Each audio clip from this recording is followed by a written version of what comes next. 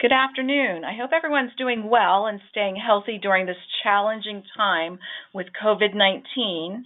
Today's webinar is geared toward nursing facility administrators, DONs, social workers, and business office managers. If you have folks in your community that aren't already registered, please feel free to go get them now while I go over some housekeeping items. Also, feel free to type your questions into the questions pane on the right hand of your screen throughout the presentation, and our presenter will be happy to address those questions at the end of the presentation. Thank you for joining PHCA for today's webinar, Truth or Fiction, COVID-19 Reporting in Pennsylvania. I'm Wendy Johnson with the Pennsylvania Healthcare Association.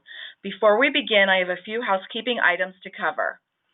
PHCA offers monthly webinars to members to receive updates from department staff on regulations, learn from industry experts on current trends and practices, and to gain better understanding of practical application tools to equip you so that you may continue to provide the highest level of quality care possible. This webinar is being recorded and will be made available on the PHCA website. The webinar has been approved for one continuing education credit for PHCA members as well as potential members during this COVID crisis. Credits will be uploaded to the NAB website within the next 2 weeks for those who have provided us with your unique NAB number. I'll be sending a link to a quick survey. Your feedback is important to us and our speaker, so please take a moment to complete the survey. All attendees will be in listen-only mode. However, throughout the presentation, as I said before, please feel free to type your questions into the questions pane on the right hand of your screen, and our presenter will address them at the end of the presentation. Today's webinar is being presented by Paula Sanders, co-chair, Healthcare Practice Group, and principal with Post Schell. As mentioned earlier, this webinar is geared toward nursing community administrators, DONs, social workers, and business office managers. It's true that COVID-19 has changed the world and work environment for all of us as we try to get a handle on all of the new procedures, forms, and reporting requirements that have come into play since all this started just weeks ago. Ms. Sanders will flush out the truth versus fiction of reporting data. She will be examining different state and federal requirements for reporting COVID-19 data to federal, state, and local agencies. She will discuss strategies for communicating with residents, families, and staff. She will also review best practices for documentation. I'll now turn the webinar over to Paula. Thank you so much, Wendy, and it's as always a pleasure to be doing webinars for PHCA. I want to start off first by thanking everybody for all the hard work that you're doing. I think as an industry, we're definitely getting the short shrift of recognition, and it's really important to reaffirm both for you, but especially for your staff, for the great dedication and commitment they've been showing. Unfortunately, the nation's focus has, from the beginning of COVID-19, really been focused on protecting the hospitals from the surge. And as a result, the myopic vision has resulted in unintended but sort of predictable consequences for our industry. And you're all living through them in terms of, crises about PPE, protective personal equipment, and other supplies as well as testing. So I do, before we get into the meat of the presentation, really want to let all of you who are listening know that you are appreciated, as are your staff, and you are truly the heroes. And it's with great gratitude that I'm able to share some of what we've been learning over the past several weeks with respect to reporting. So as we launch into this, it's really important to try and stay focused on your primary concerns which are your residents and the families especially who do not understand, no matter how many times we tell them that they're not allowed in the building, not because you guys are trying to hide something from them, but because the state and federal governments are telling you you may not let them in except in very limited compassionate care kinds of circumstances. And if the media could learn that and report that instead of suggesting that we're, as an industry, keeping people out because we're doing nefarious things behind closed doors, I think a great bit of the tension might dissipate quickly. It's also important, and keep in mind as we go through the rest of the presentation for the next 50 minutes or so, to make sure that you're communicating well and consistently, both with your internal stakeholders as well as all external stakeholders. And, I can't emphasize enough the importance of complete and accurate documentation, and we'll be touching on that throughout the presentation. So let's talk about COVID-19. Everyone wants to know about it, obviously, and it's not on the slides because it's self-evident. Our internal stakeholders, right? Our residents, their families, and our staff. They obviously want to know, they need to know. And contrary to all the media reports, as a whole, the industry has been keeping families very much informed, particularly as cases involve their individual loved ones. But beyond that, let's just go through the list of some of these folks who also want to know what's going on. You've got local health departments, the Department of Health, Department of Human Services, the Pennsylvania Office of Attorney General. We'll talk about him, Josh Shapiro, in a little while. The local district attorneys, CMS, the Centers for Disease Control, National Healthcare Safety Network, the NHSN, we'll spend a lot of time talking about their system, which is run through the CDC, the Department of Justice, the Office of Inspector General, left off OSHA, but OSHA is certainly going to be ramping up inspections for workplace safety and healthcare facilities. They just recently revised their enforcement memo, so if you haven't taken a look at that, I would urge you to revisit the OSHA requirements as well. And then the big bear in the room right now is the media, who is going through data and scrubbing it and re-scrubbing it and trying to make things make sense, which is a very challenging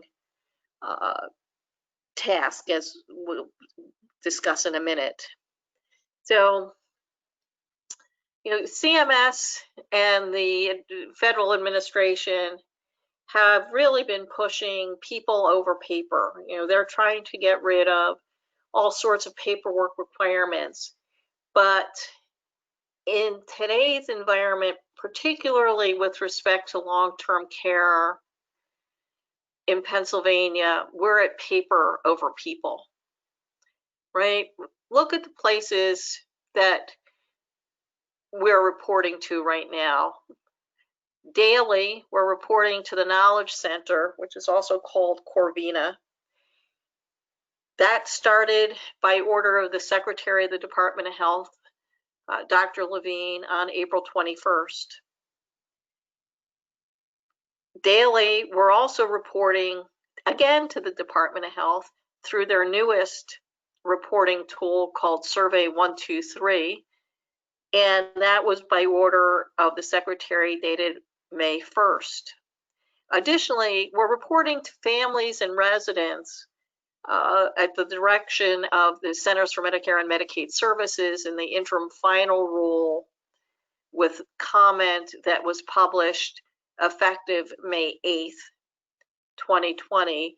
And that reporting, in addition to reporting to the CDC and HSN, we're also required to give reports to families and residents By 5 p.m. the next day, following any new case of COVID positive residents or staff, or clusters of 3 or more staff or residents who are experiencing new respiratory symptoms within 72 hours of each other.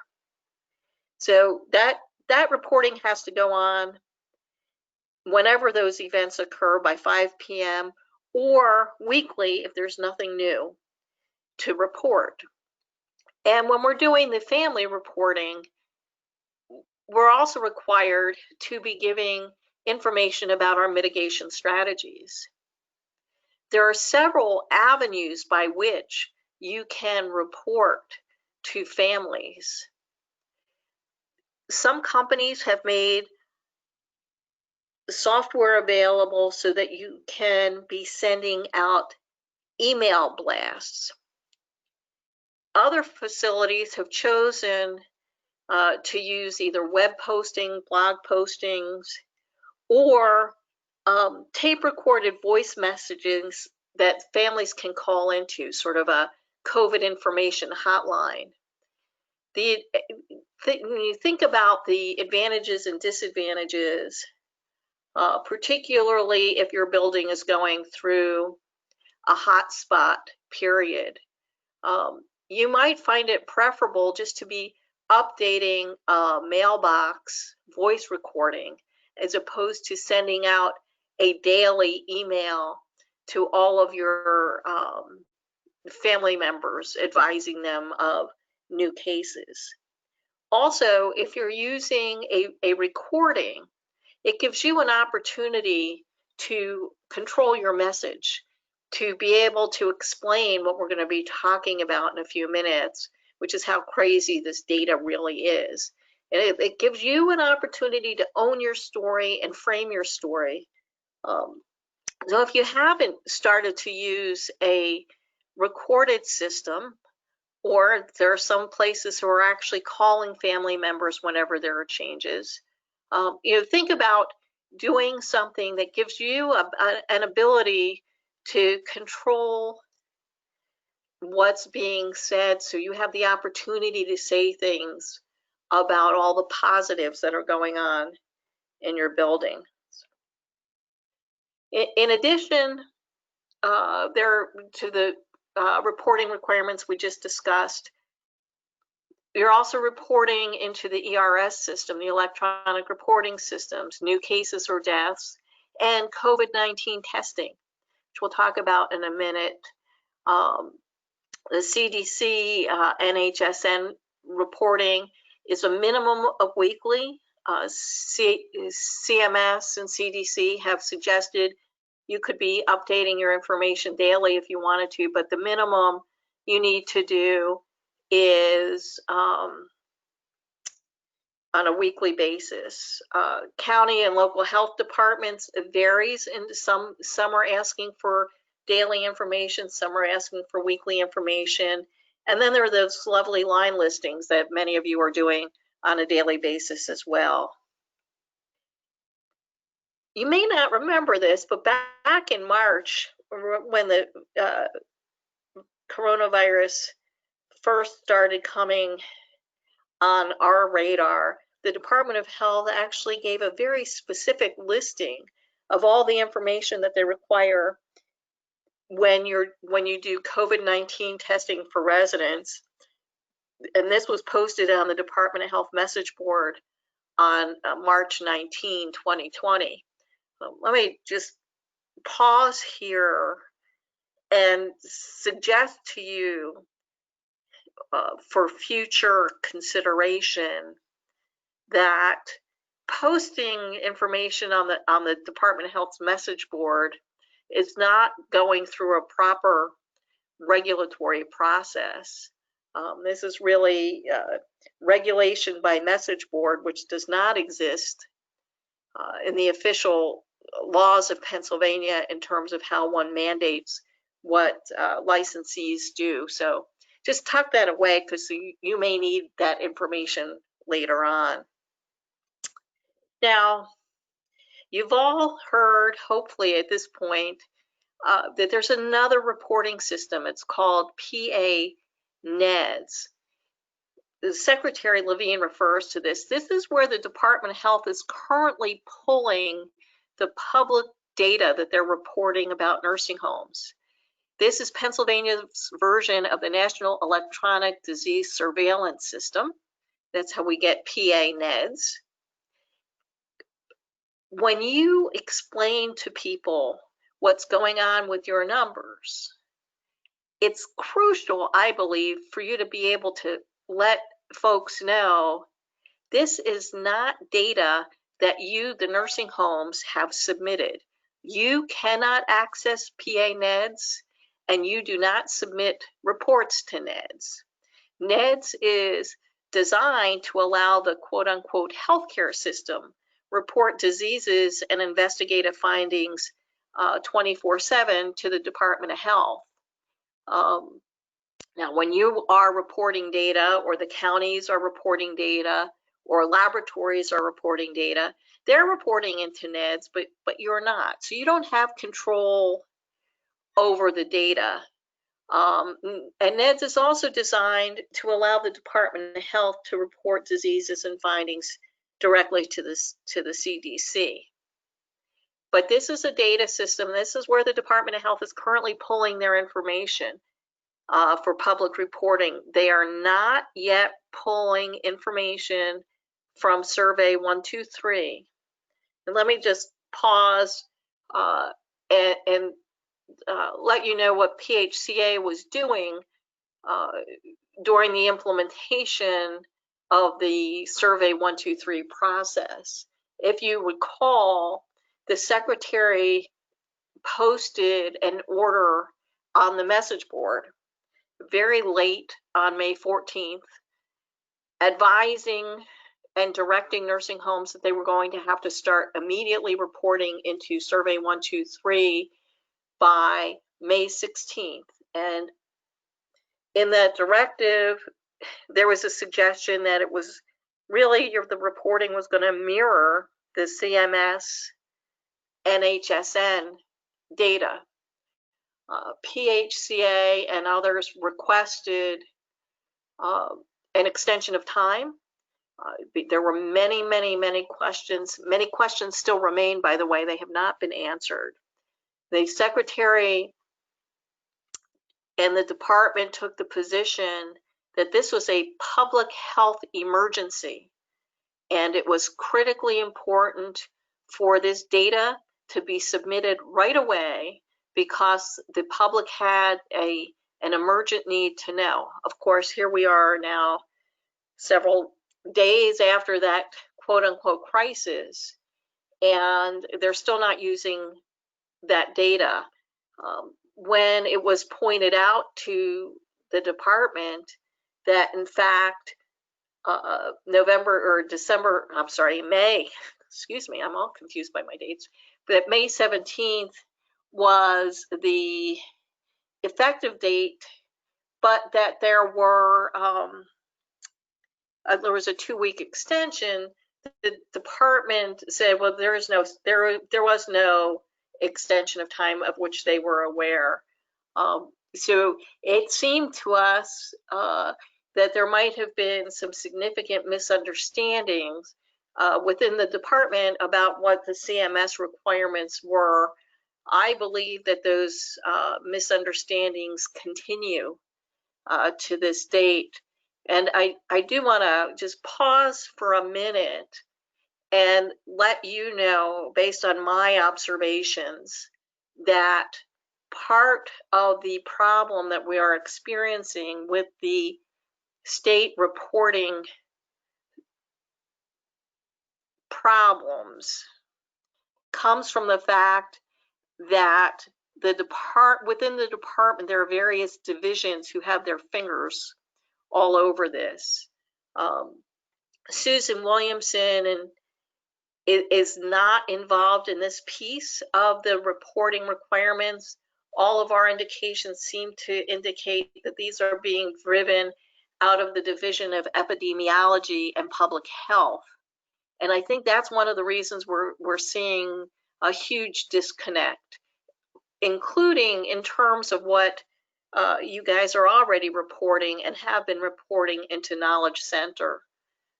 We'll talk about that in a minute.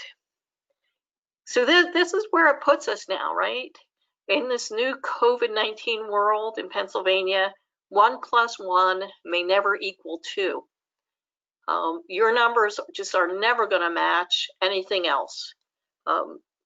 This is a headline from the Philadelphia Inquirer from May 20th, shortly after the department released the data from, it turns out, NEDSS, where people are still, even today, finding that their numbers were updated and they're still wrong. This headline, curiously, this was right after the article broke in the Philadelphia Inquirer. There's a subsequent editorial change to the headline, but I thought you might enjoy this. This is comic relief because we get so little of it anymore. So let's look at why we're having some of these issues. There's a difference in the time period that's being reported. Survey 123, the state has come out and said, we want you to go back to January 1, 2020, and we want you to give cumulative totals. CDC and the NHSN are now using May 1, 2020 as their start date. And those instructions, if you haven't looked at them recently, NHSN updated what they call the pathway instructions, right? There are 4 types of reporting that we're doing. We're reporting about staff impact, resident impact, staffing shortages, and PPE shortages was the 3rd one, and ventilator capacity is the 4th one. Each one of those is called a pathway, and those pathway instructions were updated on May 12th. The CDC has said, we only want you to go back May 1st. You're not obligated to go back any further. If you want to, that's optional. But they, once you put in your first numbers, they only want you to report new numbers, right? And that makes sense because they are trying to get an accurate real-time snapshot of what's going on. And if you consider the fact that this initiative was started because the federal government wanted to have a more transparent reporting and to help consumers understand what was going on in individual facilities, reporting new data versus a cumulative total has some intuitive sense. So I wanted to give you this example, right? If Department of Health, let's say your starting number in January, March, let's put March, well, even let's assume we're starting on the same date, just for purposes of comparison here. Under Department of Health, you report 5 cases. Your next report the next day, because there are 2 new cases, you're now reporting 7. And then your next report, let's say there's 3 more cases, you would report 10. Under the CDC, CMS, NHSN, you would start with 5. Your new cases would then be 2 and then 3, not 5, 7, 10. The Department of Health, in addition to saying that they needed this information right away because it was a public health emergency, they've also said they want this information through this system so that they will be able to report back to the CDC. But unless they make some major changes, the data is not going to be compatible, even in terms of time frame. So the start numbers will never equal each other. So when CMS gets around to posting, which they tend to do, they're going to be posting the data on Nursing Home Compare.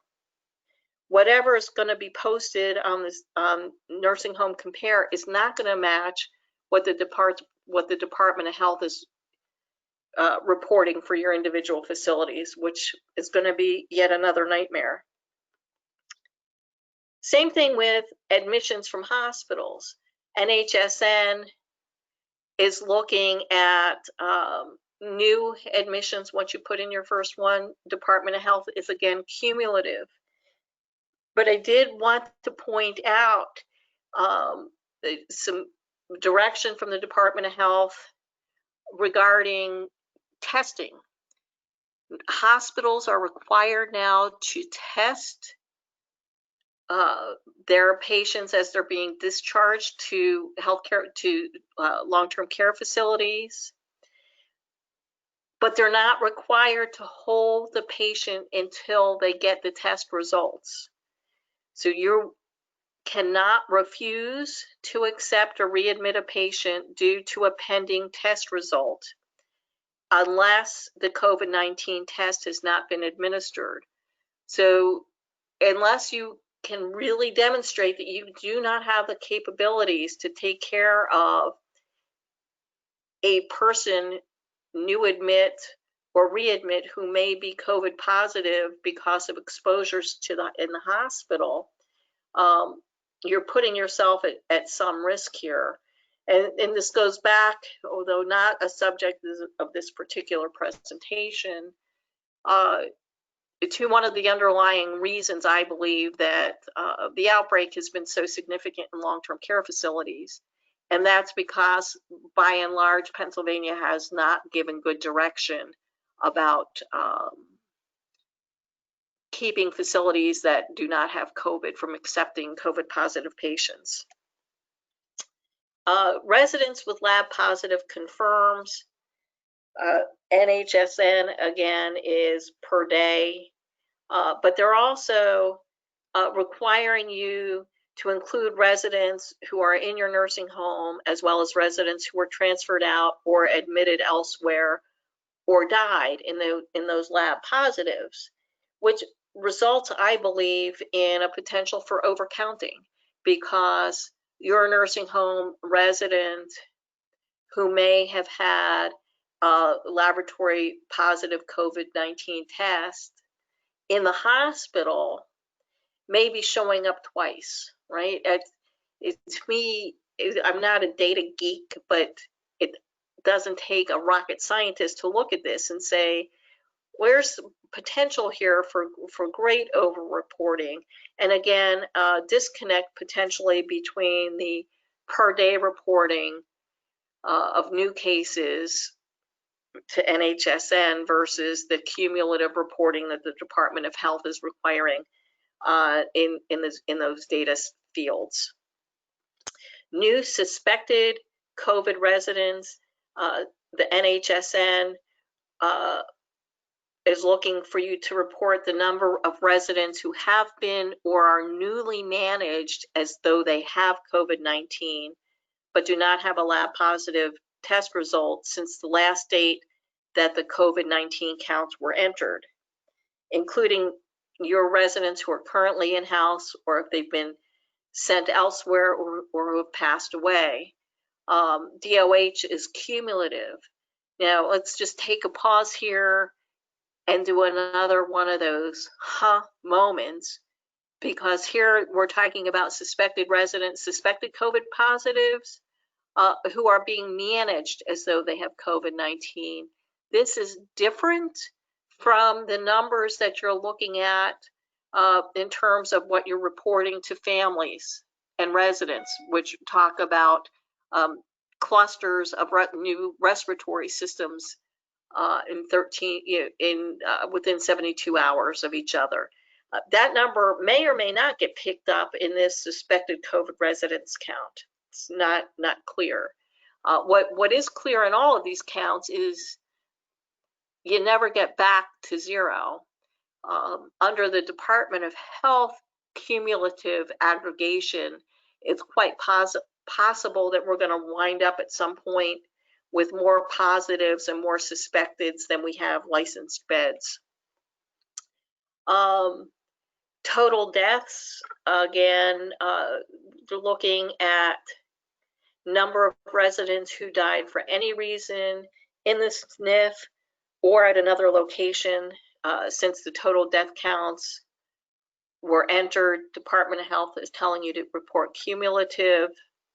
COVID-19 deaths, this is a combination both of your lab positive deaths as well as those who might be suspected to have had COVID-19. Department of Health cumulative, NHSN daily, or we call them new counts.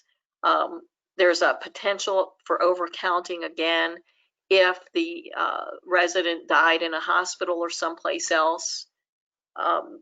There's no distinction in this breakout between people who are COVID positive confirmed through a lab test. So there's not going to be that breakout on the federal level. The other thing to keep in mind when I talked about NEDS, and if you've listened at all to the Secretary's press conferences, there's all sorts of issues in terms of how deaths are being counted. Under NEDS, a resident or any person who dies is going to be recorded by their county of residency and not necessarily the county in which the nursing home was located. So we're going to have numbers all over the place. This slide refers to staff who have COVID cases, and they're looking for to report new deaths, confirmed cases, and suspected cases. Again, the distinguishing piece here is between the daily reporting and the cumulative reporting. But well, let's talk about the other big issue with staffing, right? You're already reporting to Knowledge Center staffing problems that you may be encountering. CMS has indicated in their regulations that they are going to be publicly releasing information. They do not say that they will not release staffing issues. If you look at the modules from the NHSN, you would read that and think this is all just being used for government purposes and there's no public reporting. But we have no guarantee that CMS is only going to be reporting number of cases. It's quite possible that CMS will be reporting self-reported shorting staffages. There are some of you who may be thinking, I'm never going to report a staffing shortage if it's going to wind up on a public website. On the other hand, we need to think very carefully about the consistency of all of the information that we're reporting. I think one of the advantages in terms of, where we are right now on the COVID arc, if you will, in Pennsylvania, is that things seem to be settling down for many facilities now who may not be struggling as much as they were initially with staffing shortages. However, we're about to start universal testing, and some of you, based on what we're seeing in other states, may wind up in significant staffing challenges if, depending on how the staffing protocols and testing roll out.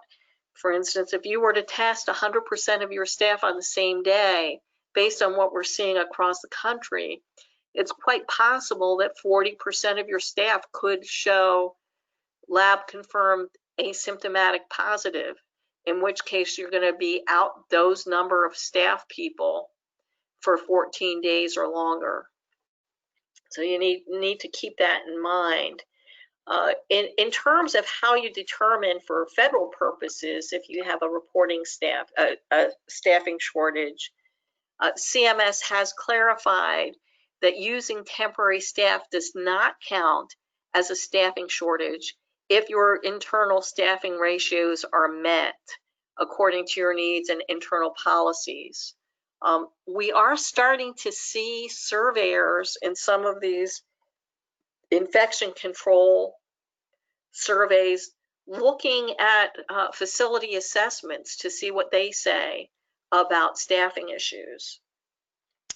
I also want to draw your attention, if you're not aware of it, to the fact that DOH has recognized that there are going to be days and shifts perhaps when you're not meeting the 2.7 PPD, and it's not an official waiver per se, because they still expect you to be able to maintain the delivery of quality care, but there are procedures for reporting when you dip below that 2.7.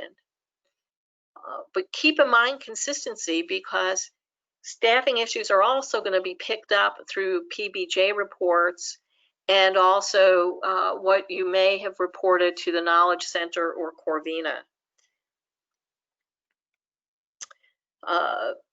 In terms of supplies and personal protective equipment, you've already been reporting to Knowledge Center your needs for PPE. The American Healthcare Association just recently received an email from the CDC that is hopefully going to come out in a frequently asked questions document about reporting, which has not yet been issued. But what CDC has said is if you are using crisis level strategies, you're experiencing a shortage. In other words, PPE strategies that do not commensurate with US standards of care are considered as a shortage. For information in relation to CDC's optimization strategies for PPE, they refer you to their optimized PPE supply website.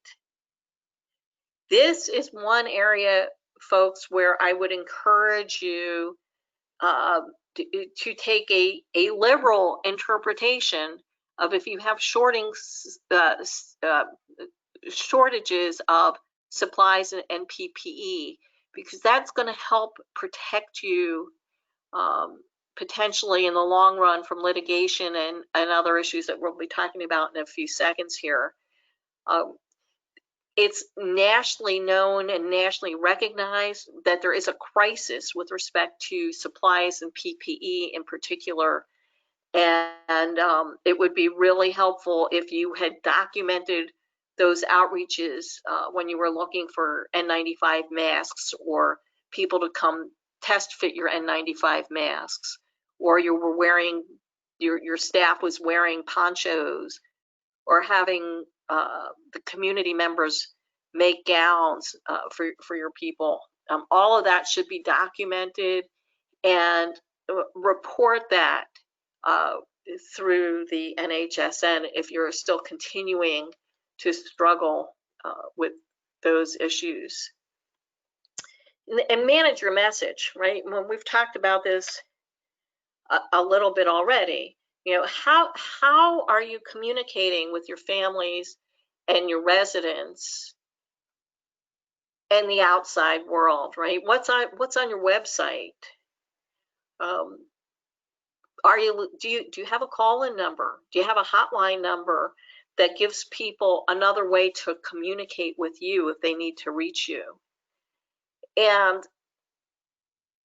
learn your own numbers, right? Your numbers are the accurate count.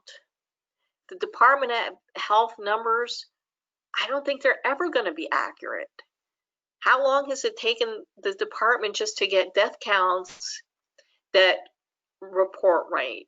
You've been giving them numbers that are not being reported, and they're not going to tally back with the CDC numbers, nor are they ever going to tally, I believe, with the NEDS numbers, right? The Department of Health numbers that they're getting, they may differ by county of residency.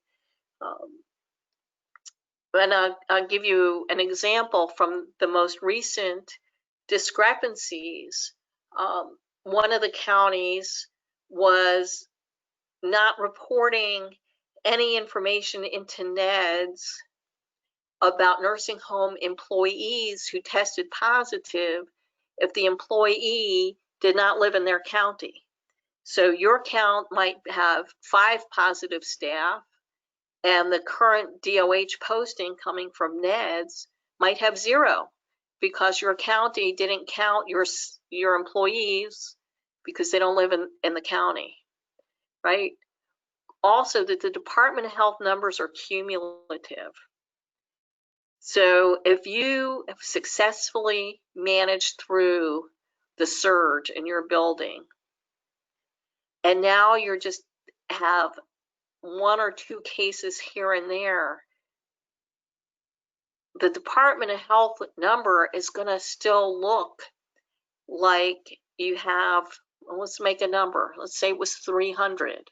If you had 300 positive cases from January 1 through May 15th, and you haven't had another case since, your number is always going to be 300. You need to be able to take hold of that data and be able to tell a story that says, we did a really great job under these horrific circumstances where we were not getting support from many places. Now, some of you have terrific county health departments that are being very supportive. And certainly many more of them are stepping up now. But in the beginning, when those numbers were pretty high for some of you, that's going to be your number unless you can start to draft your message, trying to explain the cumulative is not current. And I think that's the message you need to say. Cumulative is not current.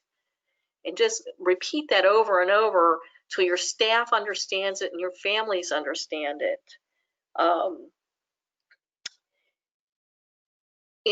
Also you need to think about, the over-reporting.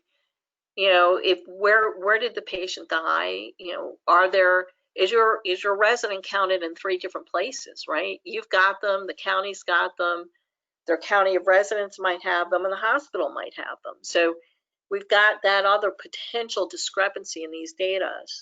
Also, when you're managing your message, it's really important to celebrate your staff, your residents, and your families.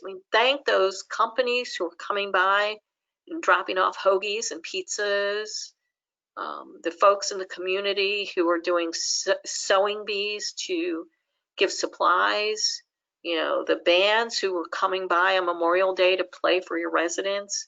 Turn those into positive stories, and always make sure that you're highlighting your mitigation efforts. That's part of the requirement under the CMS regulations. Look for ways to plant probably the wrong word, but to provide positive stories with your local media. And now, also start thinking about preparing for those potential setbacks.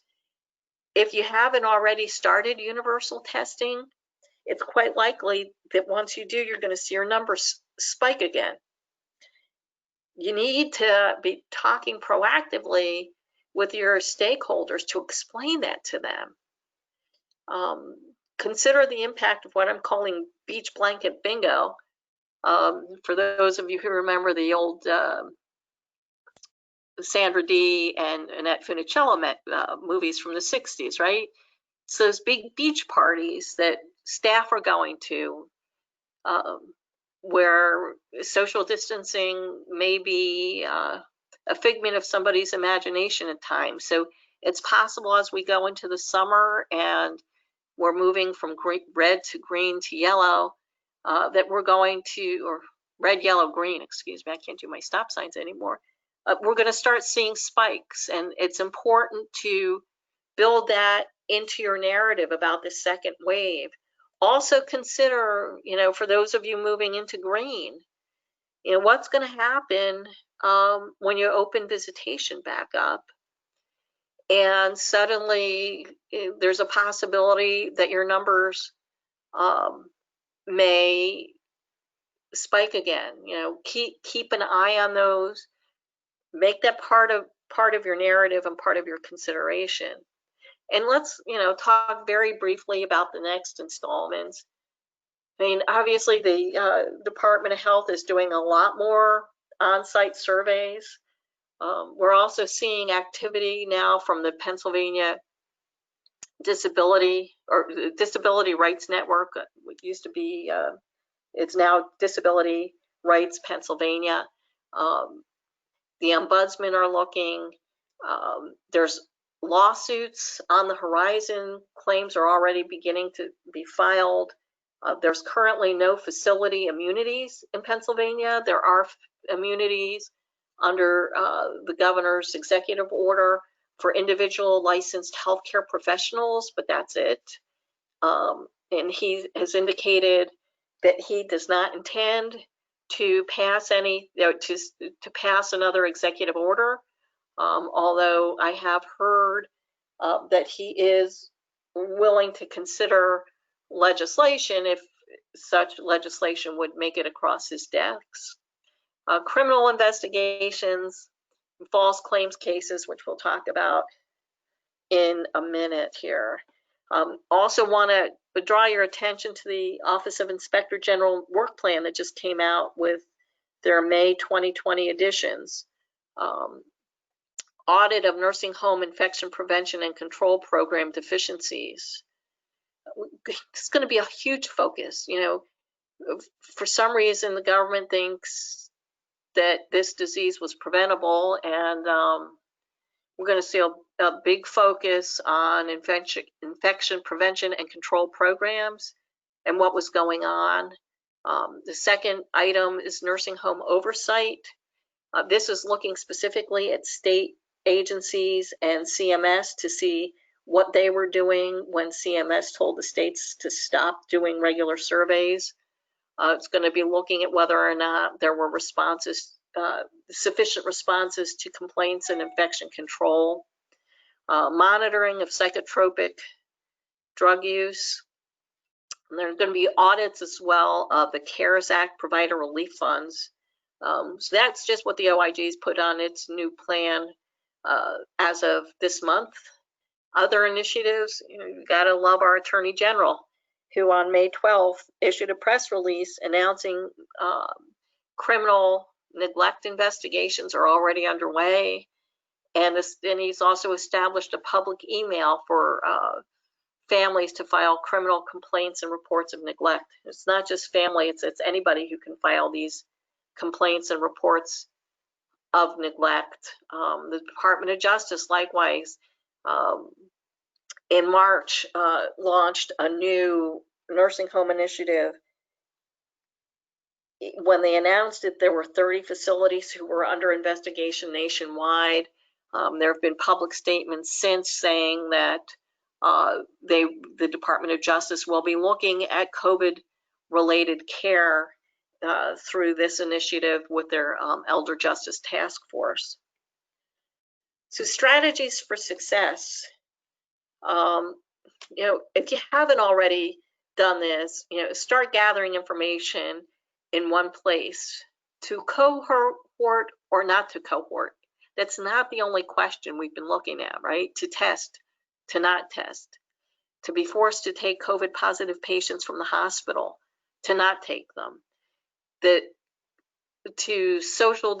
to universal mask, to not wear masks, to how you optimize PPE.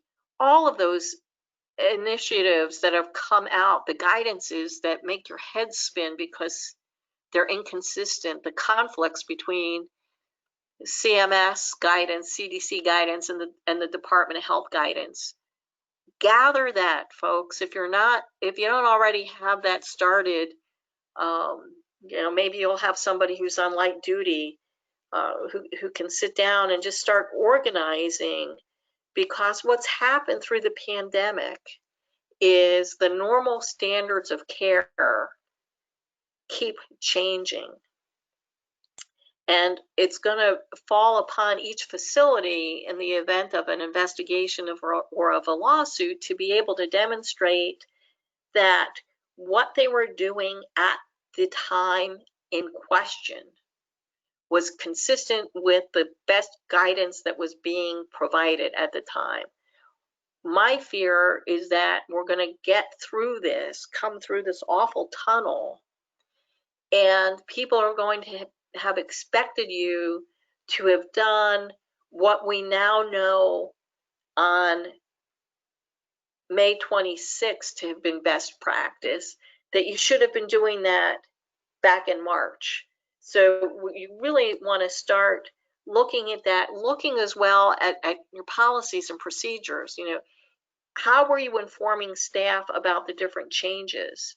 You know, how did we go from, you know, not wearing a mask at all to wearing a mask at all times to wearing an N95, going through droplet precautions, being able to reuse gowns between patients, being able to cohort or to have to follow guidance that says, well, you've got one person on this wing who's positive, therefore everybody's positive. I mean, these things all contribute to the spread of the disease. Document your request for help, clarification, and support. For those of you who may still be having trouble getting into the CDC website reporting system, make sure you're sending emails. Same thing with the Department of Health. They've gotten, it's an interesting approach that they're using now to require inquiries about reporting to go to what they call a resource account email. We can't even find a person to pick up the phone and call. The advantage is if you're reporting your questions through this RA account, you're going to get a documented response from them. Same thing when you were looking for PPE. You know, hopefully you have those conversations documented in emails where you'll get a response from a local county person that might say, don't know anything about this testing strategy. No one talked to us about it ahead of time. Those are going to be crucial documents for you to keep in the event of an investigation or a lawsuit. And, you know, Governor Cuomo, I think he said it so well. You know, it's really time to stop the blame. We are as much a victim of this as anybody else. And he was asked about nursing home liability, and he used the example of 139 deaths in a hospital. And he said, you know, who's accountable for those 139 deaths? How do we get justice for those families that had 139 deaths? What is justice? Who can we prosecute for these deaths? Nobody, nobody. Mother Nature? God? Where did this virus come from? People are going to die by this virus. That is the truth. And that is the truth. And it would just be nice if Pennsylvania could get their numbers straight. So in closing and getting ready for questions, just remember, you guys and your staff, you are heroes. And my hat is off to you because I couldn't do what you and your staff are doing. So it's with great appreciation and deep gratitude that I want to thank all of you who are working so tirelessly to get through the virus. Great. Thank you, Paula. That was really great information that you shared with us today. We are opening up the question and answer portion, so please type your questions into the question box on the right hand of your screen, and we already have some questions coming in. So let's get started on those.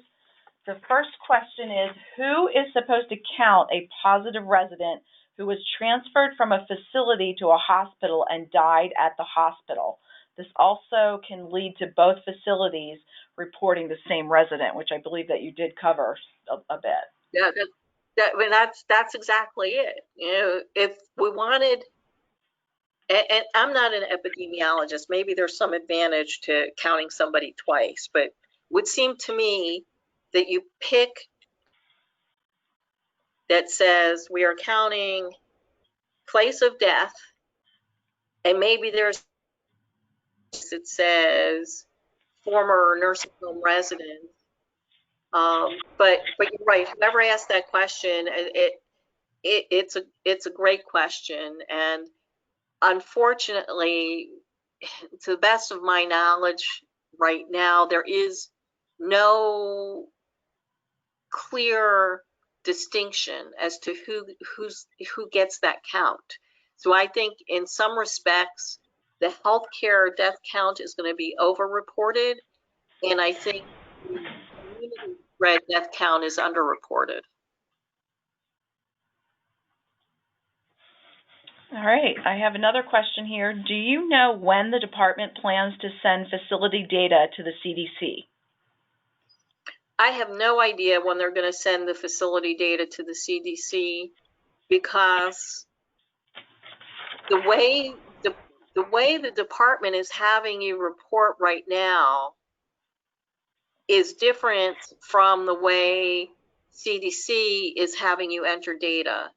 So unless the department somehow changes, this is the last thing I saw, they were going to use the Covina system for reporting purposes.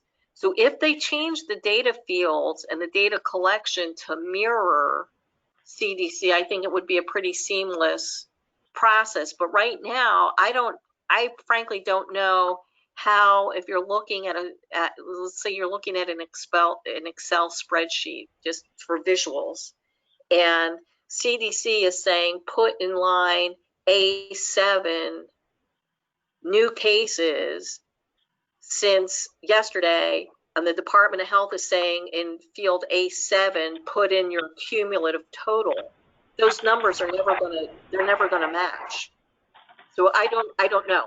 You know, I think the department has a lot of work to do, just to get their data definitions to match the CDC before they can think about sending the data along. Okay, we have a couple more questions coming in. The next one is, I have repeatedly emailed to get an ID number for NHSN, and I'm repeatedly told there is a backlog, and will get that number to me as soon as possible. I have yet to receive. What should I do? Keep sending the emails, and I would reach out to your field office, and I'd also reach out to the folks at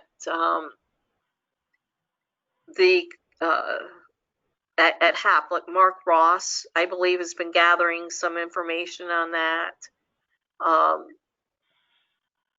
And hopefully, you know, the CDC is aware that there is a backlog. I don't expect that anyone will get sanctioned as long as they can document that they're still having problems getting in.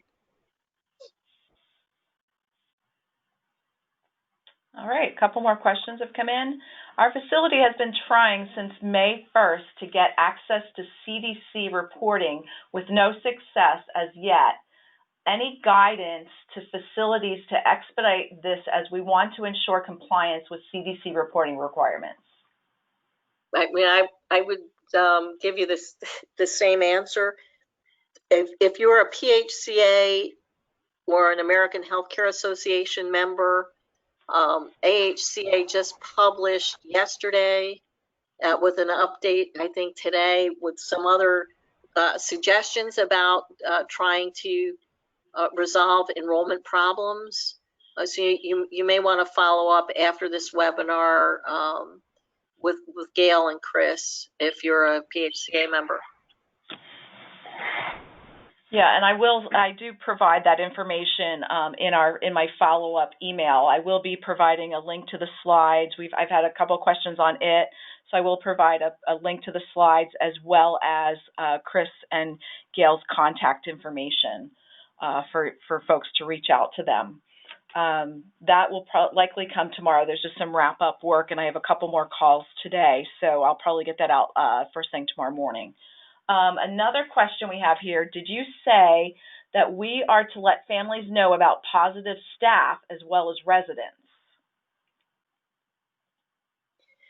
You have to let them know about staff who are falling within that cluster of patients with respiratory symptoms within 72 hours, and you do also need to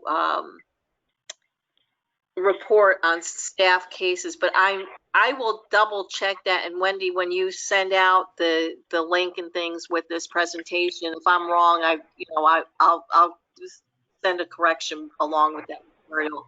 I just want to double check and make sure, because I'm feeling a little befuddled right now. So let me double check on that. Okie doke. Sounds good. A couple more questions coming in. The next one is for employee testing. Is there a standing order from the state, or will this require another physician to order? If so, who, since the medical director may not be a PCP for employee for follow-up? A good question. I don't know exactly how that is all going to work. I believe the last I heard was going to be determined facility by facility to come up with their testing strategy. But that's certainly something, Wendy, that we can look into and see if we can give an update when you send out the material. Okay, sounds great. All right, I have another one here. Give me 1 second. Early in COVID-19, our facility proactively waived to care for COVID-19 direct admissions from acute care. Department of Health has had us report all of those direct positive admissions, even though it creates double reporting. Do you have any recommendations for this guidance? I would just make sure you can explain your numbers, right? So if you're taking positive patients from the hospital, they're still going to count as your resident. The minute they cross your threshold, that count becomes your count. But if your count is going up because you are taking direct admits, I think, again, that's part of the narrative that you want to be sharing with people to explain. You know, you're helping with the community, with the hospital surge, or however you plan to address that issue. All right. Paula, thank you for your time today, for this great information. Paula's contact information is here. I'll be sending it out along with our staff contact information, and we'll get that out to you obviously tomorrow morning. We do have a couple more questions. Paula, are you okay with a couple more questions? Sure. Okay. Is the Department of Health going to issue additional guidance on processes to follow to complete the universal testing for staff and residents? HAP indicated that PA Health Alert was going to be updated, but have not yet seen any updates. Aware of any new guidance? I checked the message board right before we got on the webinar, and I hadn't seen any updates. I fully expect that there will be something, but I have no idea how quickly it's going to be posted, nor how clearly it's going to be written. So that's another one of those stay tuned questions. What you may want to do, whoever's asked that question, or all of you may want to do, is email the department, right? Start asking the questions, because that's showing you're proactive, reaching out for guidance so that you can be developing your testing programs. And it's really hard to develop those without guidance from the department. Okay, one more question, and we're already past the hour, so we'll take this one last question, and then if you have any other questions, please feel free to reach out to Paula or myself, or one of our staff members. We'll be happy to see you through this. Can you please clarify, when you put in an ERS for a resident who is being tested? If you look at the slide, that was posted on the message. That's a cut and paste directly from the message board from March 19th. To my knowledge, it has not changed at all, which is why it looks like there are half-finished sentences. Those are the issues, it's my understanding, that the department required for those ERS submissions. Once you start doing universal testing, it's quite possible if you call your field office, they're going to say, we don't want a separate ERS for each patient. So, yeah, I would suggest you reach out to your field office for additional clarification. I do know for some things that the department has been flexible and is accepting sort of weekly updates through a spreadsheet. Again, I would check with the field office on that. Great. Thanks, Paula. Again, thank you, Paula, for putting this webinar together for us and answering questions. Just a reminder that the survey, a copy of today's of the slides and the webinar is being recorded, so that will all be made available on the PHCA website, and I will be sending out tomorrow the survey along with the link to the handouts and things like that. So look for that, and please complete the survey. It's very helpful for us. Again, we are scheduling more COVID-related webinars, so keep an eye out for them on our website and through daily communications. And just continue doing what you're doing. You're doing an awesome job. We see it. We know it. We appreciate it, and y'all are rock stars. Just keep on hanging in there, and we're here for you. Please don't hesitate to reach out to us. Thanks, and have a great day. Thank you.